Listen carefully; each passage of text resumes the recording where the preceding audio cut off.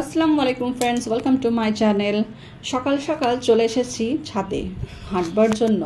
তো হাঁটতে যাবই তার আগে একবার গাছগুলোর উপরে চোখ বুলিয়ে নিই। তো এই একটাই প্রবলেম, এই গাছের পাতাগুলো এই যে ছেদা ছেদা হয়ে যাচ্ছে আর মনে হচ্ছে পোকায় খেয়ে নিচ্ছে, কিন্তু এটার আমি প্রবলেমটা আমি সলিউশন বের করতে পারছি না। অ্যাকচুয়ালি গাছ তো আমি ছাদ বাগান তো আমি কখনোই করিনি, যেহেতু আমার ছাদ বাগানের বয়স তো হচ্ছে 2 থেকে 2.5 মাস।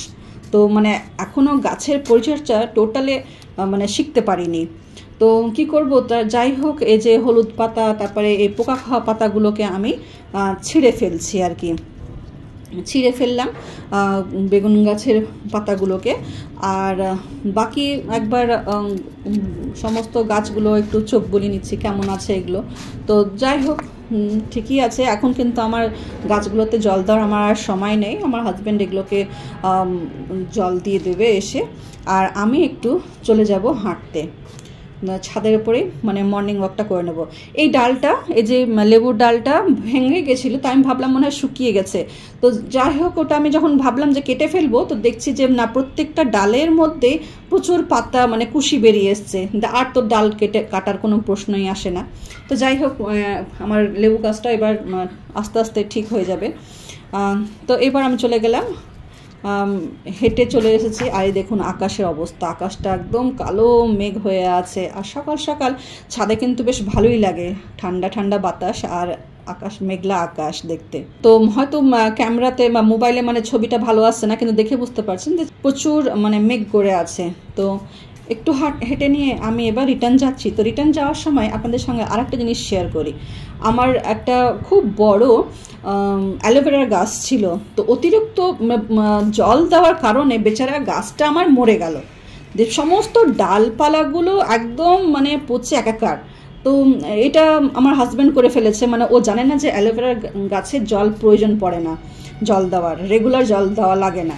তো যাই হোক, আমি ভাবছিলাম যে গাছটা আমার মরেই গেল, তো না, জ্বর থেকে দেখছি এই যে 2টো কুশি বেরিয়েছে। আর এইগুলো হচ্ছে আমার কম্পোস্ট বিন সব। তো নেমে এসেই আরেকটা কাজে হাত দিতে ইচ্ছে করলো, যে একটা বড় টব নিয়ে এসছে। তো এই টবটার ছেদাগুলোর উপরে আমি একটু ভাঙা টবের কুচি দিয়ে দিলাম, আর ভাবছি যে এটার ভিতরে এবার থেকে আমি খোসাগুলো, সব সবজির খোসাগুলো জমা করতে লাগবো। তো তারপর কিছু কার্টুন ছেঁড়া, এই তো কার্টুনগুলো, যেটা অ্যামাজনের কিছু প্যাকেট এগুলো ছিল আমার কাছে, তো সেটা তলায় দিয়ে দিলাম। আর তারপর এটার উপরে দিয়ে দিচ্ছি এই যে ডিমের র্যাকগুলো, ডিমের ট্রে আর কি। এটা ছিঁড়ে ছিঁড়ে এর ভিতরে বসিয়ে দিয়েছি। তো হাত দিয়ে আমি আর ওটাকে বসাতে পারছি না, সেজন্য পা দিয়েই বসিয়ে দিলাম। দিয়ে তার ওপরে এবার আমি দিয়ে দিচ্ছি সবজির খোসা। এটা প্রায় একদিন আগেকার সবজির খোসা, 1 প্যাকেট ভরা ছিল পুরো, এটার ভিতরে দিয়ে দিলাম। আর অবশ্যই পলিথিন দেব না, শুধু সবজির খোসা, ডিমের খোসা এইসবগুলোই দেবো, পচনশীল যেগুলো আর কি, সেগুলো দিয়েছি। খবরের কাগজও থাকতে পারে, সেটা কোনো অসুবিধা নেই। তো পলিথিনগুলো কিন্তু অবশ্যই আমি সরিয়ে নেবো, ওগুলোতে পচনশীল নয় আর কি। তো পলিথিনগুলো সরিয়ে নিচ্ছি, দিয়ে এটার উপরে আমি এবার কিছু মাটি দিয়ে দেবো আর কি। মাটি দিলে পরে এই পচা গন্ধটা আর বেরোবে না, একটা লেয়ারিং হয়ে যাবে। আর এখানে আমার কাছে একটা দইয়ের প্যাকেট ছিল, তার ভিতরে দই লেগে আছে, তো আমি একটু জল দিয়ে এর ভিতরে ধুয়ে দিয়ে দিলাম আর কি। তো এটাতে কি হবে বলে, যে দইয়ের দিলে পরে এটা কম্পোস্টটা তাড়াতাড়ি তৈরি হয় আর কি। তো যাই হোক, সকালবেলা আমার কাজ শেষ, এবার ঘরের ভিতর ঢুকছি মর্নিং ওয়াক করার পর। হাজব্যান্ড বলছে যে আজকে ওর দুপুরের লাঞ্চে খাবে ঝিঙে পোস্ত। 2 টেবিল চামচ পোস্তকে ঠান্ডা জলে ভিজিয়ে রেখে দিচ্ছি। আর চলে গেলাম আমি ঝিঙে কাটার জন্য। তো এখানে প্রায় 1 কেজি ঝিঙে নিয়ে এসেছে, আর ঝিঙেগুলো একদম ফ্রেশ আর টাটকা। তো অতগুলো ঝিঙে আমার লাগবে না, তো এই 4টে আমি রেখে দিলাম। আর বাকিগুলোকে আমি কাটবো আজকে ঝিঙে পোস্তর জন্য। তো তার আগে কাটাকাটি করার আগে আমি এই 4টে ঝিঙে যেটা আছে কাগজে মুড়িয়ে একটা পলিথিনের ভিতরে এটাকে ভরে ফ্রিজে রেখে দেবো।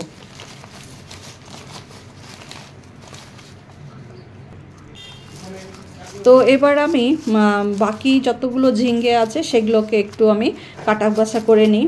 তো আমি যেহেতু নিচে বসে কাজ করতে পারি না, কোমরে আমার ব্যথা হয়, তো সেই জন্য আমি দাঁড়িয়ে দাঁড়িয়ে ম্যাক্সিমাম সবজি কাটা রান্না বান্না তো অবশ্যই আছে গ্যাসে দাঁড়িয়ে দাঁড়িয়ে, তো সবজিগুলো আমি কেটে দিই। আর এইভাবে আমি পিলার দিয়ে এটাকে ছিলে নিই। পিলারটা দিয়ে ছিললে পরে কি হয়, খুব তাড়াতাড়ি ছেলাটা কাজটা হয়ে যায়।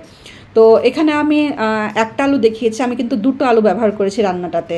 তো এদিকে সমস্ত ঝিঙ্গে আমি ছিলে কেটে বেছে একদম রেডি করে নেব। তারপর এদিকে চলে যাচ্ছি আমি। ততক্ষণে আমার পোস্তটাও বেশ ভিজে গেছিলো, তো ছেঁকে নিয়েছি ছাকনা দিয়ে। আর তারপর এখানে 4-5টা লঙ্কাগুলো ঝাল হিসাবে আপনারা ব্যবহার করবেন। তো এই লঙ্কাগুলো কোটা ঝাল না বলে আমি বেশ কটা দিয়েছি, তো একসঙ্গে বেটে নিলাম। এই রান্নাটাতে কিন্তু আমি গুঁড়ো লঙ্কা দেবো না, জাস্ট সবুজ লঙ্কা দিয়েই রান্না হবে। তো চলে এসেছি রান্নার জন্য। এখানে আমি বড় সাইজে একটা পেঁয়াজ কেটে নিয়েছি, অনুমানিক সেটা 2টো পেঁয়াজের সমান পেঁয়াজ হবে, একটু পেঁয়াজটা লাগে এই রান্নাটাতে। তো আর 2টো আলু ব্যবহার করেছি আমি। সমস্ত কিছু রেডি করে নিয়েছি হাতের কাছে। আর অবশ্যই এই রান্নাটাতে সর্ষের তেল বেশি পরিমাণের লাগে। তো এখানে প্রথমেই আমি 4 টেবিল চামচ মতন সর্ষের তেল দিয়ে দিয়েছি, আর তার ভিতরে দিয়ে দিয়েছি 2টো শুকনো লঙ্কা আর কিছু কালো জিরে, মানে 1 টিস্পুন মতন কালো জিরে দিয়েছি। খুব সুন্দরভাবে যখন ঘ্রাণ বেরিয়ে আসবে তখন এটার ভিতরে আমি দিয়ে দেবো আরও একটা জিনিস, সেটা হচ্ছে গোটা পোস্ত। 1 টিস্পুন মতন গোটা পোস্ত এই তেলে আমি দিয়ে দেবো। এটাতে করলে কি হবে, পোস্তর ফ্লেভারটা খুব সুন্দর আসবে। তো এবার আমি এটার ভিতরে দিয়ে দিচ্ছি আমার ধুয়ে রাখা আলুর টুকরোগুলোকে এবার আমি ভাজা করে নেব। তো এমনি শুধু ভাজা, এর সঙ্গে আমি পরিমাণ মতন নুনটাও দিয়ে দেবো, যেন আলুগুলো ভাপে ভাপে খুব ভালোভাবে সেদ্ধ হয়ে যায়।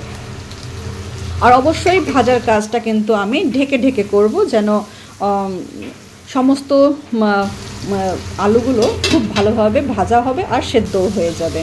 তো এইভাবে নাড়াচাড়া করে দিয়ে দিলাম পেঁয়াজ কিছুটা, আর পেঁয়াজটা এবার আমি খুব ভালো করে ভেজে নেব। খুব যে ভাজবো তা না, জাস্ট বেশ নরম হয়ে আসবে, লাল নরম হয়ে যাবে, তখন এর ভিতরে আমি এবার দিয়ে দেবো ঝিঙেগুলো আছে, সেই ঝিঙেগুলো সমস্ত দিয়ে দেবো। কাটার ঝিঙেগুলো অবশ্যই আমি ধুয়ে জল ঝরিয়ে রেখেছি। তারপর এটাকে আমি খুব ভালো করে এবার তেলের সঙ্গে ভাজবো। ভাজা মানে কি, এই যে ঝিঙের তো এত জল থাকে যে ওর ভাজার কোনো সিনে আসে না, জাস্ট নাড়াচাড়া করবো আর কি। আর দিয়ে দিলাম 1/2 টিস্পুন হলুদ গুঁড়ো। বাস, এর ভিতর আর কোনো মশলা আমি দেবো না। এইভাবে এটাকে ঢাকা দিয়ে নাড়াচাড়া করব। তো বাকি অংশ পেঁয়াজটাও ছিল, সেটাও আমি দিয়ে দিলাম। দিয়ে এটাকে খুব ভালো করে নাড়াচাড়া করে এর ভিতরে দিয়ে দেবো একটু জল, মানে খুব বেশি জল দেবো না, কারণ কি অলরেডি এই সবজিটাতে জলা সবজি, এর ভিতরে প্রচুর জল থাকে। জলটা যদি আপনি নাও ব্যবহার করেন, তা সময় থাকলে পরে এটাকে ঢেকে ঢেকে আপনি কষান বা ভাজেন আর কি, তাতেই কিন্তু ঝিঙে সেদ্ধ হয়ে যায়। তো আমি অল্প একটু দিলাম, কেন কি আমার তাড়া ছিল তাড়াতাড়ি যেন ঝিঙেটা সেদ্ধ হয়ে যায়। ঠিক যখন ঝিঙে আলু সেদ্ধ হয়ে গেছে তখন আমি দিয়েছি এই পোস্ত বাটাটাকে খুব ভালো করে মিক্স করে দিয়ে আবার আমি এটাকে ঢাকা দিয়ে দেবো 10 মিনিটের জন্য। আর খুব ভালোভাবে যেন এটা ফ্লেভারটা মিলে মিশে যায়। তো দেখতেই পাচ্ছেন কতটা গাঢ় হয়ে গেছে আমার রান্নাটা। এবার এটার ভিতরে আমি দিয়ে দেব কিছু কাঁচা লঙ্কাটা আমি দিয়েছি বেশি পরিমাণে, কারণ এটা খুব একটা ঝাল না, আপনারা ঝাল বুঝে নিয়ে তখন কাঁচা লঙ্কাটা ব্যবহার করবেন। এটা দিয়ে দিলাম। আর তারপর এটার ভিতরে আমি দিয়ে দেব আরও 2 টেবিল চামচ মতন সর্ষের তেল। দেখতেই পাচ্ছেন কতটা আমি সর্ষের তেল দিলাম। তারপরে এটাকে খুব ভালো করে মাখিয়ে নিয়ে ঢাকা দিয়ে আমি রেখে দেবো 1 মিনিট এটা হবে। তারপর আমি ফ্লেমটা বন্ধ করে দেবো আর কি, গ্যাসের ফ্লেমটা অফ করে দিয়েছি। এবার দেখুন আমার সবজিটা অসম্ভব মজা খেতে, এই সবজিটা মানে দুর্দান্ত। এটা হচ্ছে বাঁকুড়া স্টাইলের কিন্তু রেসিপি, মানে পোস্ত, ঝিঙে পোস্তটা সম্পূর্ণ এটা আমি বাঁকুড়া স্টাইলের বানিয়েছি। আশা করছি আপনাদের ভালো লাগবে। ভালো লাগলে পরে শেয়ার করবেন, কমেন্টে জানাবেন। আল্লাহ হাফিজ।